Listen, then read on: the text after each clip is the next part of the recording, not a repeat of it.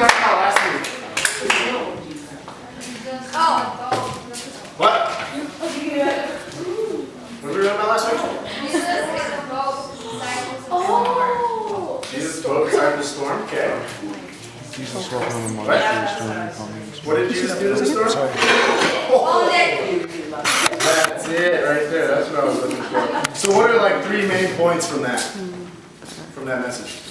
Micah. It was from just help with faith. Yes. Yeah, so then there's I guess that's like the main point. That's it right there. That's perfect. But then there was another like 2. I think we learned that Jesus has power over nature, over like that real storm, like one word and it was done. There was nothing left of that storm. And then another was that Jesus has power over storms in our lives. Like if he can calm a real windy like 20-foot waves and stuff with a word, how much more can he do it for our souls, for our lives? So tonight we're going to learn about Jesus and the disciples in another storm. Imagine that. But this one's a little more, Jesus kind of shows off in this one a little bit. It's awesome. He just got done feeding 5,000, going through that at a different time. But immediately after this, Jesus insisted that his disciples get back into the boat and cross to the other side of the lake when he sent the people home. After sending them home, he went up into the hills by himself to pray. Night fell while he was there alone.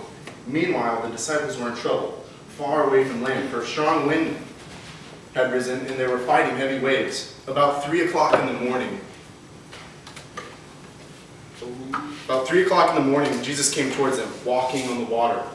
When the disciples saw him on the water, they were terrified. In their fear, they cried out, "It's a ghost!" But Jesus spoke to them at once. "Don't be afraid," he said. "Take courage. I am here." Then Peter called to him, "Lord, if it is really you, tell me to come to you walking on the water." "Yes, come," Jesus said. So Peter went over the side of the boat, a boat just like this one. He gets out of the boat and he starts walking towards Jesus on the water. But when he saw the strong wind and the waves, he was terrified and began to sink. "Save me, Lord," he shouted. Jesus immediately reached out and grabbed him. "You have so little faith," Jesus said. "Why did you doubt me?" When he climbed back into the boat and the wind stopped, then the disciples worshipped him. "You really are the Son of God," they exclaimed. So, like, what? What just happened? Can anybody reiterate for me what just happened? A few words. Just walking on water. Yeah, but it kind of goes along with the point of last week. What else? Like what? Like what? Faith. Faith. What was he doing? He had faith in it. Yeah, but what was Jesus specifically doing to the disciples? Testing their faith. Yeah, just Testing.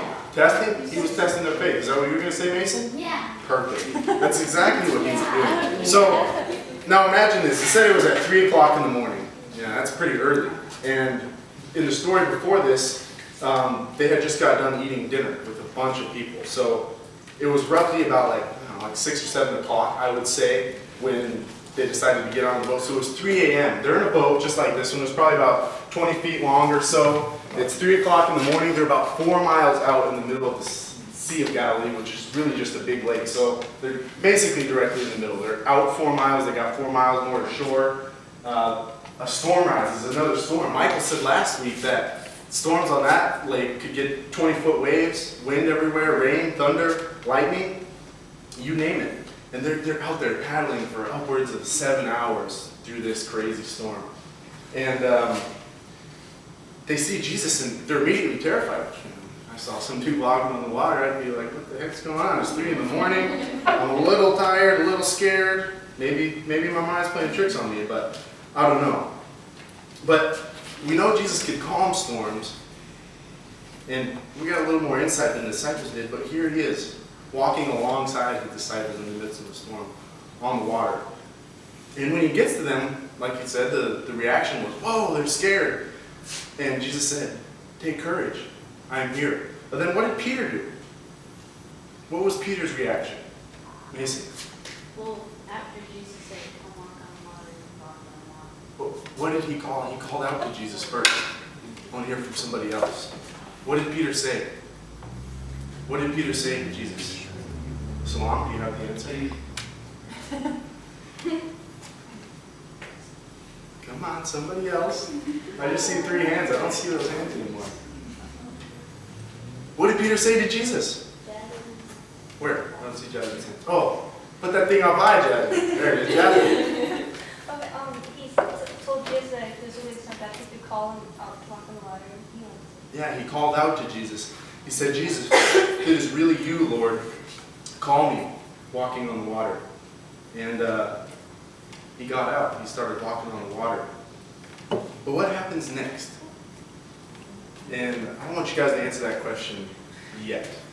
It's kind of something for you guys to think about. For you guys to really understand what Peter went through, and to really grasp, I want you all to stand up. Just stand up. All right, now just close your eyes. Kind of weird, but bear with me. Just close your eyes. Try not to move around. All right, so close your eyes. Imagine you're in a boat, just like this one, the one you were looking at. Imagine you're in a boat. It's 3 in the morning. You're 4 miles away from land, roughly.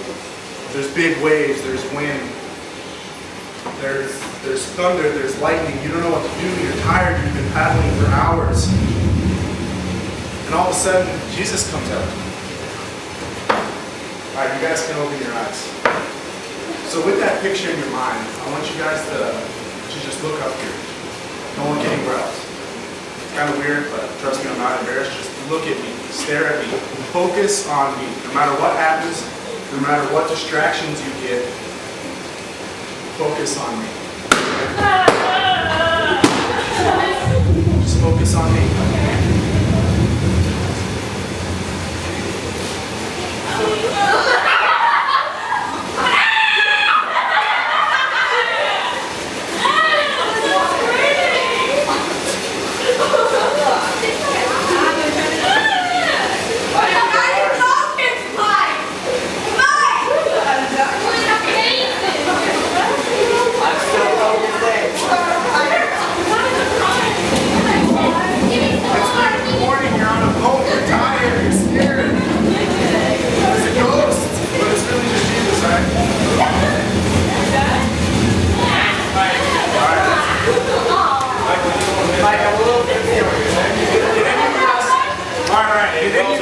Did any of you guys look away from me? You can sit down now. You can sit down. Raise your hands if you took your eyes off me for even just 1 second. Well, that's most of you. So you guys took your eyes off me. The rest of you guys are lying. So you guys, even in the midst, we're inside.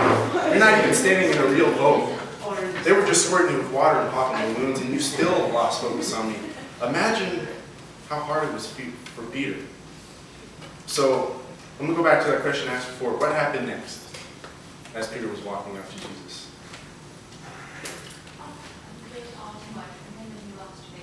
Yeah, he lost his faith and he began to sink. He took his eyes off Jesus. He lost his focus. Peter looked at the scary storm and was overwhelmed by the things that were more powerful than he was. But the one thing that he forgot was the one that he was supposed to be focusing on is more powerful than anything. And I knew this boy one time, and he was called at a young age to be like a man of God, I guess. He was called by God to be more, to be something different. And he took that call and he stepped out in faith and he got baptized and he said, Jesus, I'll let you be the Lord of my life. Teach me what you want me to do, show me what you want me to do, and I'll do it. But as time went on, he started to get a little older. He got into middle school and he got into high school and he started to lose his focus a little bit. He started to get into partying. He started to really care about sports more than he cared about anything else. He was more focused on being popular than he was focused on Christ. And he was just doing all sorts of things, the things that so many people think are normal. But when you're called to live for Christ, it's totally different. He was focused on dating, so many different things. And then all of a sudden a storm hit in his life. He moved 1,000 miles away from everything that he knew. When he got to this foreign land, he was scared. He was afraid. He didn't have any friends. He wasn't popular anymore. He didn't click with his team, so he couldn't play sports as good as he thought he used to. And None of the girls was into it. He was this new weird kid. Like, who cares about that guy? And in the midst of all this, in this storm, he started to sink. He took his eyes off Jesus and he fell.